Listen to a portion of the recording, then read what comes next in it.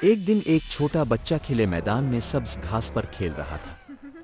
ہلکی ہلکی ہوا چل رہی تھی اور پرندے چہک رہے تھے۔ بچہ ہنستا کھیلتا دور تک نکل آیا، اسے یہ معلوم نہ تھا کہ اس کے قریب خطرہ چھپا بیٹھا ہے۔ جیوڑوہے کے پیچھے ایک کالا زہریلا سانپ رینگ رہا تھا۔ وہ آہستہ آہستہ بچے کی طرف بڑھنے لگا۔ اس کے زہر سے بھری آنکھیں چمک رہی تھیں۔